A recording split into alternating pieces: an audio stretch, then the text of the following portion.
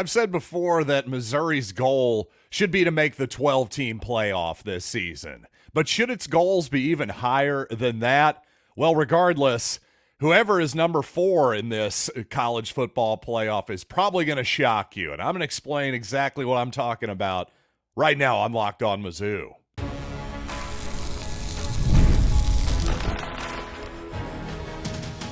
You are Locked On Mizzou, your daily podcast on the Missouri Tigers. Part of the Locked On Podcast Network, your team every day.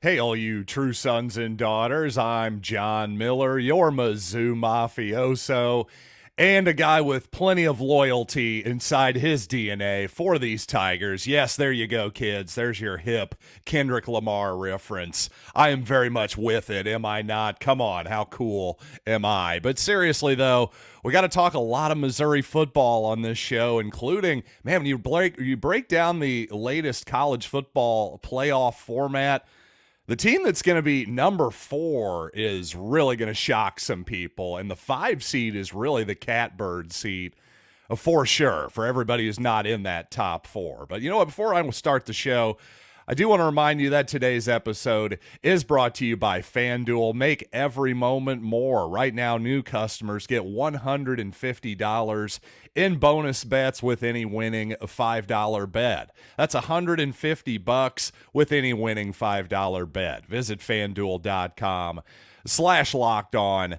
to get started. And of course, last season in the college football playoff rankings, probably many of you remember the Tigers finished 9th.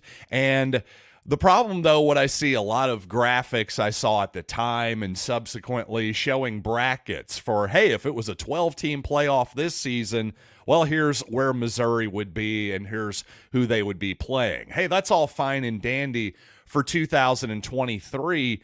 But what about 2024? Because it's going to look a lot different this season, not only because of the playoff format, but because of the changing conference structure as well. Of course, Texas and Washington were among the teams in the college football playoff last year. Well, those two teams will be in new conferences this season.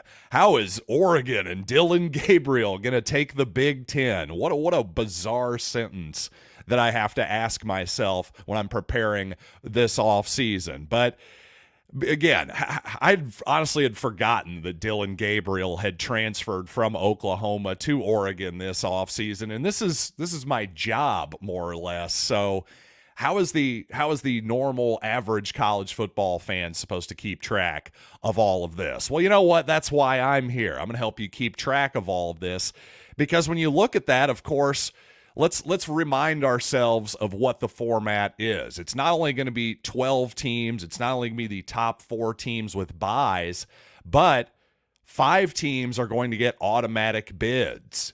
And it's going to be the 5 highest ranked conference champions. Now, 4 of those 5 teams, well, they're going to get the byes. So what's that going to mean? Well, that means that the format is going to look quite a bit different than what it would have. So Michigan would have still been obviously undefeated, your Big Ten champions. Nothing would have changed there. You know, the math's going to be a little fuzzy here, of course, because this would have changed schedules, but just stick with me here. It's going to prove my point, I think. Now, Alabama would have actually gone from the 4th seed to the 2 seed as your SEC champions. Florida State, hey, they would have actually been happy as the ACC champions. They would be your 3 seed. But your 4th seed, well, who would that be? Of course, it would be the Big 12 champions, but it wouldn't be Texas, and it wouldn't be Oklahoma. No, suddenly you'd have to go all the way down to number 20 in the college football rankings. The Oklahoma State Cowboys would have been your 4th seed. Really? Oklahoma State, 20th. Is this what we wanted? We want them to have the fourth seed and for them to get a bye, because here's the thing, the 5th team, who would that be? Well, it'd be Oregon State, I suppose, or it would be Liberty. It could be Liberty, I suppose, as well. I say I suppose with Oregon State, because are they going to be considered part of a conference? I don't even think they're eligible to be the 5th seed in this new format. So the bottom line here is Missouri would actually slide down a slot because of Oklahoma State leapfrogging all of these different teams. Now, the nice thing is Oklahoma would get the boot. So anything that gets Sooner fans all up in arms, I'm okay with it. By the way, Sooner fans, not my fault. I didn't make the rules. This is all a fantasy scenario anyway. But regardless, I just think it's really interesting that 4 spot, obviously a coveted spot here, when you break it down, if all the best teams for the most part are going to be stacked together in the SEC and in the Big 12, well, now you can see why Greg Sankey is pushing for those teams to get maybe 2 spots, 3 spots of the 4, that type of deal automatically. But the point is, there is basically no scenario where an SEC champion is not going to get one of those top 4 seeds. And the reason that's kind of interesting is because, well, that 5th spot is really the catbird seat, because unless you're going to get one of those bye weeks, obviously that's a huge advantage, playing 3 games versus 4 to win the championship potentially. But that 5 seed, which would have been Washington, well, they would be playing Oklahoma State potentially in the second round. And in the first round, they'd be playing Oregon State, who's 19th. So not only will you be getting a big advantage there in the first round, you'd be getting one in the second round as well, with an Oklahoma State team that's actually ranked 1 spot behind Oregon State. So if you're Missouri, honestly, getting a home game, first of all, a home game period, a home college football playoff game, if you got one of those 5 through 8 seeds, well, that would be the biggest event in the history of Columbia, Missouri. Yes, I know there was a Rolling Stones concert here about 30 years ago, but I'm sorry, I think this would be immensely even bigger than that, especially to the people who actually live here. That's one of those things that people would remember for the rest of their lives, in my humble opinion. So it's just interesting that the 5 spot, when you really break this down, how much more valuable the 5 spot is than the 6.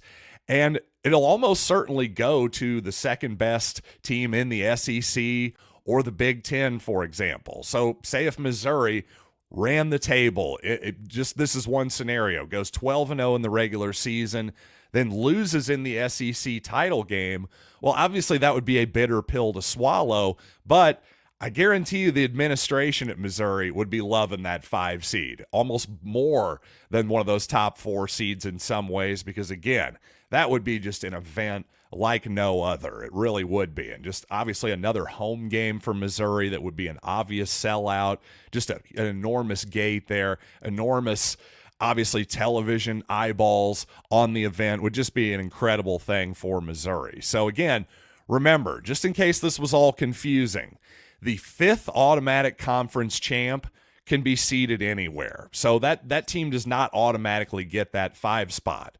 The other 4 champs get the buys. There's no question about that. So if you're Missouri, even if you're the second best team in the SEC, third best team in the SEC, you've still got a pretty good shot at one of those top 8 seeds. And in some ways, that's almost better than having a bye because of the event that it would create. Now, ultimately, this all brings me back to what Missouri's goal should be in 2024. And for the most part, I've been on the team of, hey, let's just make the college football playoff and let everything else, we'll just figure it out from there. That certainly would be a successful season. And I'm certainly going to stand by that making the playoff would be a successful season. But the more you really look at the format of the college football playoff, the 12-teamer upcoming, and also just the field, you know what? I think Missouri's goals, their personal goals as a team, at the very least, should be even a little bit higher than that. At the very least, I think they should be saying, hey, we're a top 8 club, and we can make the college football playoff and host a game at Faurot Field as well. So I think that maybe that should be the goal. Not saying that's the bust for a successful versus unsuccessful season by any means whatsoever. I'm not even saying it's college football playoff or bust, but I think at this point we have to be honest. Anything short of that probably would be a tiny bit disappointing at this moment. And when you look at the nation, there's plenty of national pundits that have Missouri in the top 10, by the way, already. And, oh, by the way, Ohio State, a lot of people have them number one as well. What does that tell us about Missouri's upside for the upcoming season? Let's talk more about what went right in 2023, what needs to go right in 2024 for the Tigers, coming up here on the program. But you know what? First, let's talk about Yahoo Finance, because when it comes to your financial future, you think you've done it all. You've saved, you've researched, you've invested all that you can. Well, now you need to take those investments to the next level by using what every financial great uses, Yahoo Finance. And I can tell you, as a financial great myself, in all seriousness, I love nothing more than trading a stock or two. I've used Yahoo Finance for going on a couple decades now. And to me, the most useful thing that they have, you can look up any quarterly report for any company at any time. Just type in Roblox, for instance. There's one that's in the news today. RBLX is the ticker. Just scroll down a little bit on your computer to the recent news. You click on all SEC filings and then click on periodic financial reports. That's the gold right there. And it's all so easy to find over at Yahoo Finance. So, with a community of over 90 million users each month, their real strength is helping you on your way to financial success. For comprehensive financial news and analysis, visit the brand behind every great investor, yahoofinance.com. The number one financial destination, yahoofinance.com. That's yahoofinance.com. And passion, drive, and patience, the formula for winning championships, is also what keeps your ride or die alive. eBay Motors has everything you need to maintain your vehicle and level it up to peak performance. Superchargers, roof racks, exhaust kits, LED headlights, and more. Whether you're into speed, power, or style, eBay Motors has you covered. With more than 122 million parts for your number one ride or die, you'll always find exactly what you're looking for. And with eBay Guaranteed Fit, your part is guaranteed to fit your ride every time or your money back. Because with eBay Motors, you're burning rubber, not cash. With all the parts you need at the prices you want, it's easy to make your car the MVP and bring home huge victories. Keep your ride or die alive at ebaymotors.com. Eligible items only. Exclusions apply. eBay Guaranteed Fit only available to U.S. customers.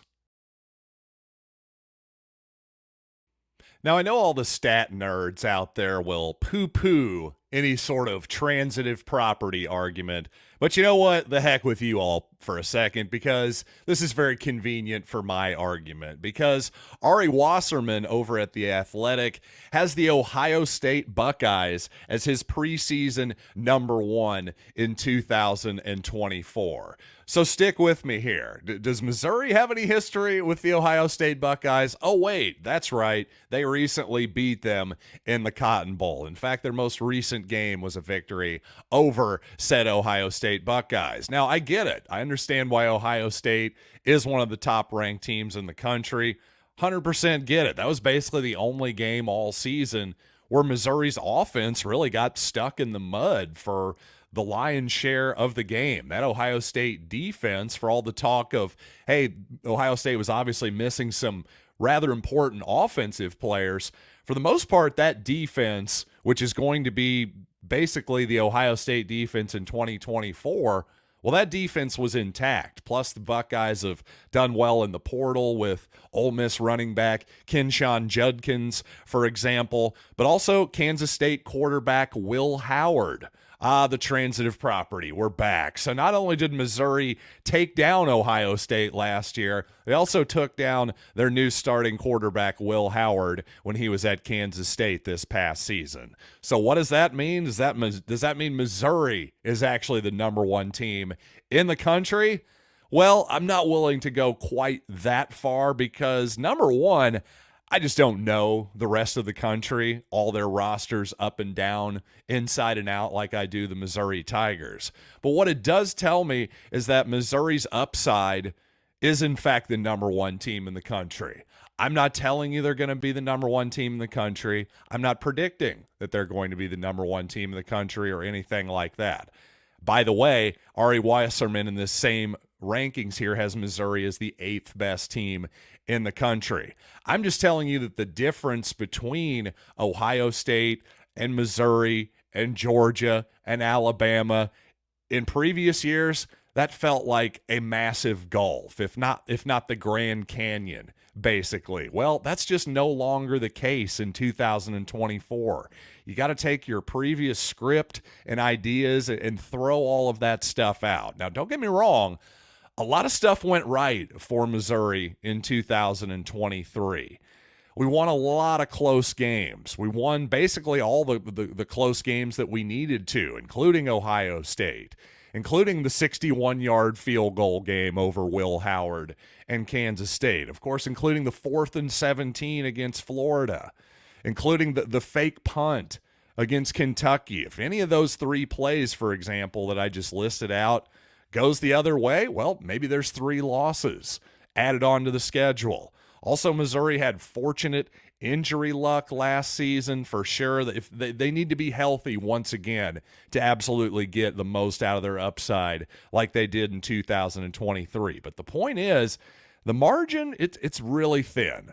It really is between Missouri and Florida and between Missouri and Ohio State. I just think what we've seen here in the last couple seasons with the portal, like it or not, it is leveling out the talent field just a little bit. So Missouri, I've talked a lot about what its goals should be in this podcast, what I think its goals should be as a fan, that kind of stuff.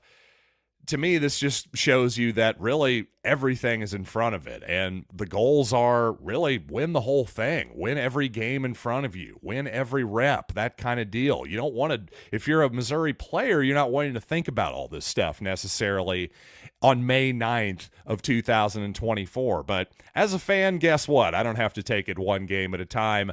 I can look forward, and boy, am I looking forward to this season.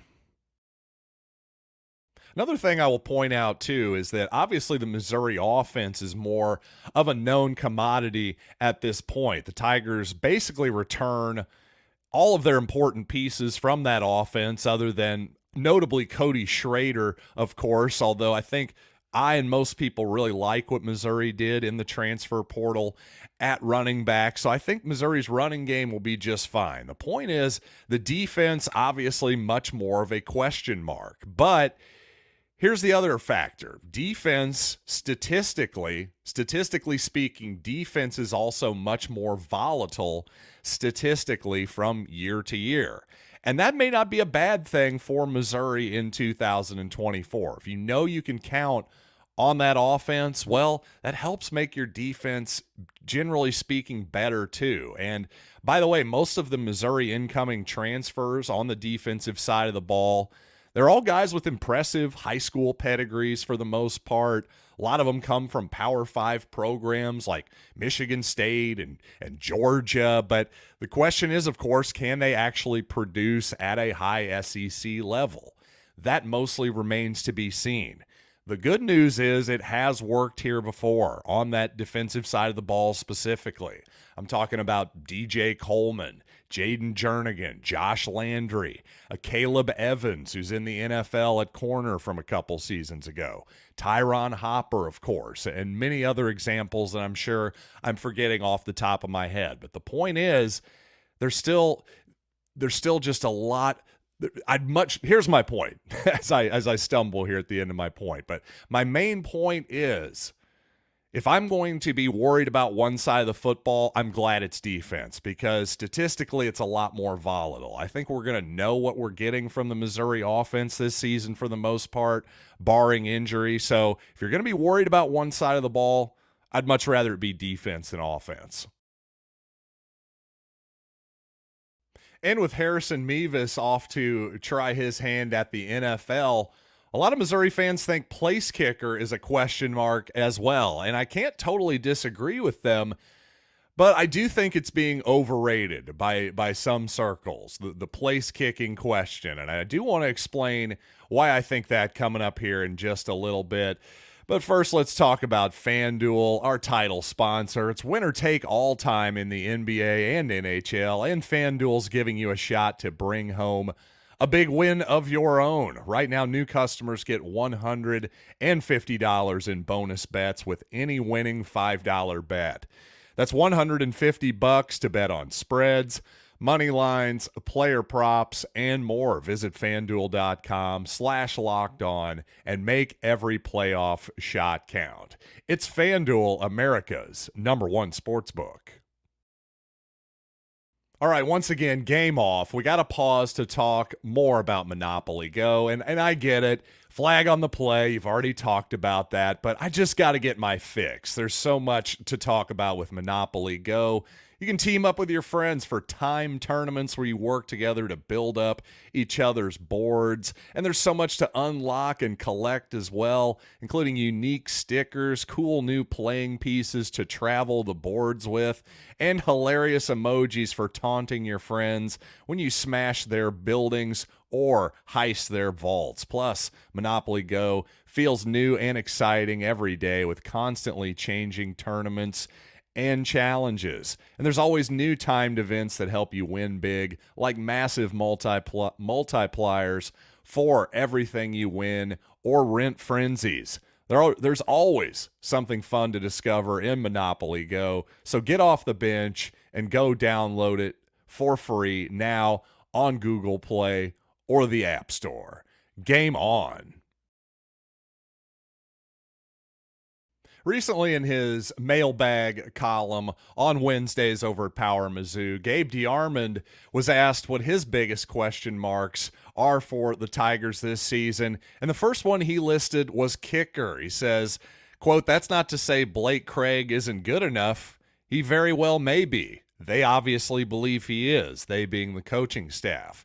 It's simply that we haven't seen him do it in a game yet, and he's replacing one of the biggest special teams weapons in the country.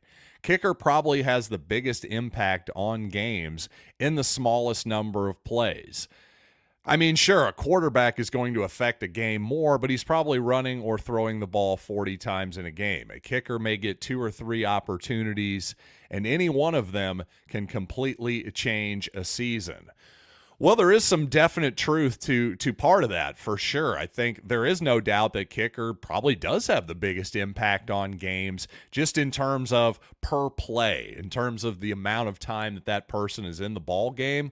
Yeah, absolutely, because points, generally speaking, if you're place kicking, this isn't a general statement, you're either putting points on the board or essentially taking them off, in theory, with a miss. You're basically a turnover on downs when you miss. So, yeah, that is a massive effect considering how much that person is actually in the game. But there are also other seasons where the kicker really doesn't affect your season all that much. Frankly, in college football, a lot of times one-possession games, especially games decided by a field goal, how often does that truly happen? Once or twice a season at most, for the most part? And, frankly, how much value is there in trying to predict when that season-changing missed kick comes? How can you really predict that? And to that point, in 2022, of course, Harrison Mevis did miss an incredibly important kick against Auburn, as we all remember. So, again, as much as that was unpredictable, I think trying to predict, okay, well, here's the, yes, in these little amount of plays, yes, the kicker is going to affect the scoreboard more than anybody per snap. There's a lot of truth in that statistically in some ways, but I also think statistically there's just really not a lot of value in trying to predict that. Again, if you play fantasy football, for example, it's sort of like, defenses and kickers in that game, yeah, they make a difference, no doubt. They score points just like your running backs and your quarterbacks do.